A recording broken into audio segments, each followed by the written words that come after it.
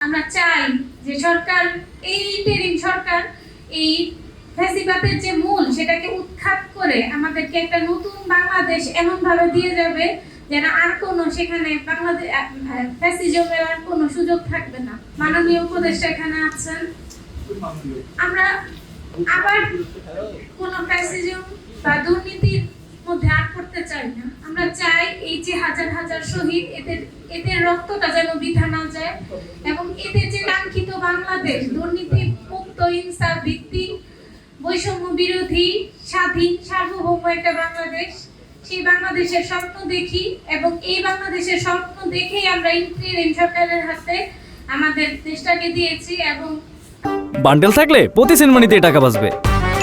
বিকাশ send money bundle কিনে জিতুন প্রতি লেনদেনে। আমরা চাই যে সরকার, এই ইন্টারিম সরকার এই ফ্যাসিবাদের যে মূল সেটাকে উৎখাত করে আমাদেরকে একটা নতুন বাংলাদেশ এমন ভাবে দিয়ে যাবে যেন আর কোনো সেখানে বাংলাদেশ ফ্যাসিজমের আর কোনো সুযোগ থাকবে না। এবং এর জন্য প্রত্যেকটা রাজনৈতিক দলকেও সহযোগিতা করতে হবে। আর বিক্ষুব্ধ কবি লেখক সমাজের অবদানকে অস্বীকার করা যায় না, এটা সত্য। তারা যেমন তখনও রাজপথে ছিল এবং এর পরবর্তীতেও, অভ্যুত্থান পরবর্তীতেও তাদের লেখার মাধ্যমে আমাদের সন্তানকে তুলে ধরেছে নানাভাবে। এটা আসলে কখনো অবদানকে অস্বীকার করা যায় না, এর জন্য আমরা কৃতজ্ঞ। এভাবেই আমরা চাই প্রত্যেকের পাশে থাকি এবং এই নতুন বাংলাদেশ বিনির্মাণে আমরা সবাই অংশগ্রহণ করে আমাদের সন্তানদের রক্ত যেন বৃথা না যায় সেজন্য কাজ করি।